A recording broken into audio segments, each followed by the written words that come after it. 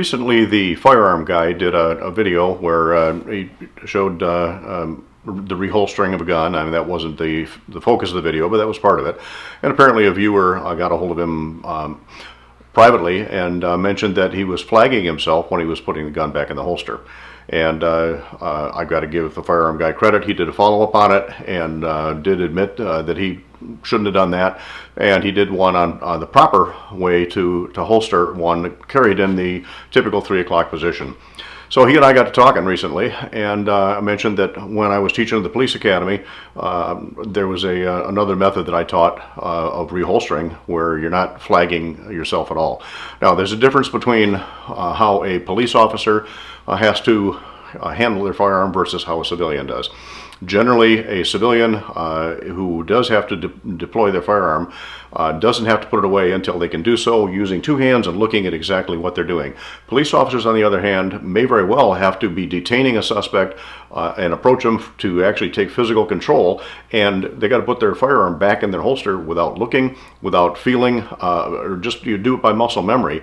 They can't take the time to look at it and use 2 hands if they're trying to detain a suspect. So it's a little different between the two. However, I still like to conduct my own firearms handling the way I taught in the police academy for many, many years. So just a quick demonstration on the technique that I use. And again, it's based on muscle memory, without looking, without taking 2 hands to do it. And I think it's a good habit for everybody. And I want to show you before we get into it. This gun is unloaded. There's no magazine. There's nothing in the chamber. We're on an indoor environment, but again, it's safe gun handling here. So muscle memory is important in this, and I still do repetitions. Every morning when I get up with an unloaded firearm, I'll draw and reholster a number of times to make sure I'm comfortable. If I change holsters for that particular day, depending on what I'm wearing, if I change cover garments, if I change firearms, I want to make sure that I can get this firearm in and out instinctively without having to stop and think about it. So when reholstering a firearm, if I'm starting out in a compressed ready type position and I have to reholster this without looking, so I'm just bringing my arm back, dropping the muzzle into the top of the holster, rotating the gun in. Don't have to look at it, don't have to use 2 hands, and real simple process to do it. So again, I'm pointed in a safe direction, and I'm continuously pointed in a safe direction. Muzzle hits the holster, rotates in, and done. Not flagging myself, not flagging anybody else, just bringing the gun in a safe way.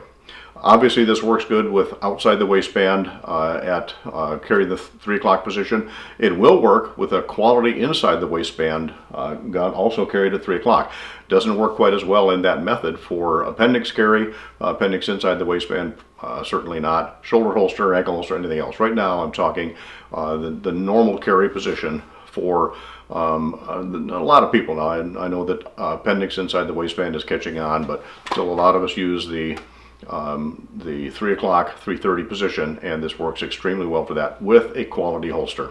So I say it's just a short look at another way to safely recover your firearm from the holster as a matter of habit, without looking, without having to use 2 hands, without fumbling, without any danger. Of course, one other thing too on a 1911, that my thumb is always knowing exactly where the safety is. In fact, on any gun with an external safety, when I come down off target, my thumb is under the safety, making sure it's in the up position.